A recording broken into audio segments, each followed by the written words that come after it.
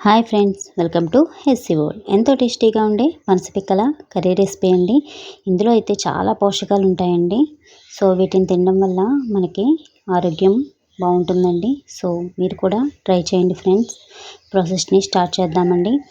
ముందుగా ఒక కప్పు శుభ్రం చేసి పెట్టుకున్న పనసపిక్కలు తీసుకున్నానండి. అందులో కుక్కర్ పెట్టుకొని ఆ పనస గింజల్ని వేసుకున్నాను. అలాగే ఒక గ్లాస్ వాటర్ని కూడా వేసి 3 విజిల్స్ వచ్చేంత వరకు కుక్ చేసుకున్నానండి.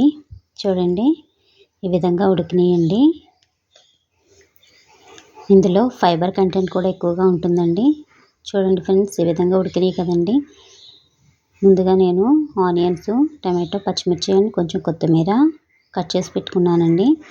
అలాగే ఇప్పుడు ఉడికించి పెట్టుకున్న పనస గింజల పైన బ్రౌన్ కలరు లేయర్ ఉంది కదండి, దాన్ని తీసేసుకోవాలండి. తీసేసుకుంటే ఈ విధంగా కట్ చేసుకోవాలండి, లేదంటే కొంచెం వగరుగా ఉంటుంది.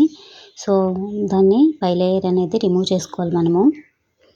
ఇవన్నీ పక్కన ప్లేట్లో పెట్టుకున్నాను కదండి. ఇప్పుడు మనం స్టవ్ పై ఒక కడాయిని పెట్టుకుని అందులో 3 టేబుల్ స్పూన్స్ ఆయిల్ని వేసుకున్నానండి. ఆయిల్ హీట్ అయిన తర్వాత ఒక 2 పచ్చిమిరపకాయలని వేసుకుని తర్వాత కట్ చేసుకున్న ఒక 3 ఆనియన్స్ని కూడా వేసుకున్నాను. ఈ విధంగా బాగా కలిసేంత వరకు కలుపుకోవాలండి. ఈ ఆనియన్స్ అనేవి బాగా మగ్గించుకోవాలి. ఇప్పుడు ఒక 1/2 టీ స్పూన్ పసుపు అండ్ ఒక 1/2 టీ స్పూన్ సాల్ట్ని కూడా వేసి మనం బాగా ఫ్రై చేసుకోవాలండి. ఇందులో ఫైబర్ కంటెంట్ ఎక్కువ ఉంటుందండి. ఎవరికైనా ఐరన్ లోపం ఉన్నా కానీ ఈ కర్రీ చేసి పెట్టండి. రక్తహీనతను కూడా తగ్గిస్తుందండి. కర్రీ అయితే చాలా టేస్టీగా ఉంటుందండి. ఈ విధంగా ఆనియన్స్ ఫ్రై అయినాయి కదండి. ఇప్పుడు మనం కట్ చేసుకున్న టమాటో ముక్కలను కూడా యాడ్ చేద్దాము. యాడ్ చేసి ఒకసారి బాగా కలుపుకుందామండి.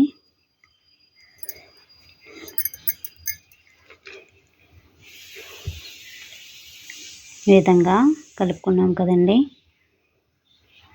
ఇందులో కార్బోహైడ్రేట్స్ కూడా ప్రోటీన్స్ ఉంటాయండి. మన బాడీకి కావాల్సిన ఇమ్యూనిటీని కూడా ఇస్తుంది. కాల్షియం, మెగ్నీషియం కూడా ఉంటుందండి. ఎముకల బలానికి కూడా ఇది తోడ్పడుతుంది. కాబట్టి ఎప్పుడైనా మీకు పనసపిక్కలు దొరికినప్పుడు తప్పకుండా ఈ రెసిపీని చేసుకొని తినండి ఫ్రెండ్స్. చూడండి, ఇప్పుడు బాగా టమాటాలు కూడా మగ్గినాయి కదండి. ఒక స్పూను అల్లం వెల్లుల్లి పేస్ట్ అండ్ ఒక spoon garam masala powder and ఒక స్పూన్ ధనియా జీరా పౌడర్ని యాడ్ చేసుకున్నానండి. అలాగే 2 టేబుల్ స్పూన్స్ కారం కూడా యాడ్ చేసి బాగా కలుపుకుందామండి. ఈ విధంగా ఒకసారి బాగా కలుపుకొని మసాలాలు అన్నీ కూడా బాగా పట్టే విధంగా మనం కుక్ చేసుకోవాలండి. ఒకసారి మూత పెట్టి 2 మినిట్స్ ఉంచుదామండి. చూడండి, ఇప్పుడు ఆయిల్ కొంచెం పైకి తేలింది కదండి. ఇప్పుడు మనం ముందుగా కట్ చేసుకున్న పనస గింజల్ని కూడా యాడ్ చేద్దామండి. ఈ విధంగా యాడ్ చేసి ఒకసారి బాగా కలుపుకుందాము. ఈ పనసపిక్కలకి మసాలా, సాల్ట్, కారం అన్నీ కూడా బాగా పడతాయండి. కొంచెం కొత్తిమీర కూడా వేసి ఒక 2 మినిట్స్ మూత పెట్టి కుక్ చేద్దాము. ఇప్పుడు చూడండి ఫ్రెండ్స్, ఆయిల్ కొంచెం పైకి తేలుతుంది కదండి. ఈ విధంగా మనం కుక్ చేసుకోవాలండి. ఇప్పుడు కొంచెం మగ్గింది కదండి. ఇప్పుడు తగినంత ఒక గ్లాస్ వాటర్కి యాడ్ చేసుకుంటున్నాను. ఆల్రెడీ మనం పనసపిక్కలు ఉడికించేసాం కాబట్టి ఒక గ్లాస్ వాటర్ వేసి మసాలాలు అన్నీ పనసపిక్కలకు పట్టేంత వరకు మనం కుక్ చేసుకుంటే సరిపోతుందండి. ఈ రెసిపీ అయితే చాలా టేస్టీగా ఉంటుందండి. Chapati, dosa and rice combination చాలా బాగుంటుందండి. ఇప్పుడు కర్రీకి తగినంత కల్లుప్పును కూడా యాడ్ చేసుకున్నాను. ఒక 2 మినిట్స్ మూత పెట్టి ఉడికించుకుంటానండి. ఇప్పుడు ఒక గరిట మేగడ పెరుగును కూడా యాడ్ చేస్తున్నాను. ఈ విధంగా ఒకసారి బాగా కలుపుకోవాలండి. కన్సిస్టెన్సీ కొంచెం పలచగా ఉందండి. ఇంకా కొంచెం ఒక 10 మినిట్స్ టైం పడుతుంది.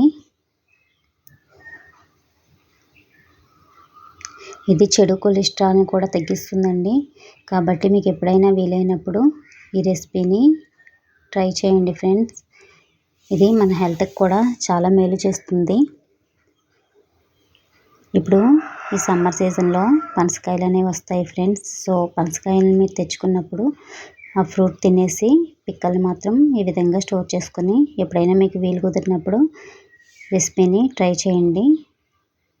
ఇది పిల్లలకి కూడా చాలా హెల్త్ బెనిఫిట్స్ ఉంటాయి ఫ్రెండ్స్. పిల్లలకి పెద్దవాళ్ళు ఎవరైనా తినొచ్చండి. ఈ కన్సిస్టెన్సీ ఈ విధంగా చిక్కబడింది కదా ఫ్రెండ్స్. ఇప్పుడు ఫైనల్గా కొత్తిమీర వేసుకొని స్టవ్ ఆఫ్ చేసుకోవడమేనండి. ఇంకా సర్వింగ్కి రెడీ అయినట్టే. అంతే ఫ్రెండ్స్, ఎంతో టేస్టీగా ఉండే పనసగింజల కర్రీ రెసిపీ రెడీ అయిందండి. ఈ రెసిపీ మీకు నచ్చినట్లయితే లైక్ చేయండి, సబ్స్క్రైబ్ చేసుకోండి, అలాగే షేర్ అండ్ కామెంట్.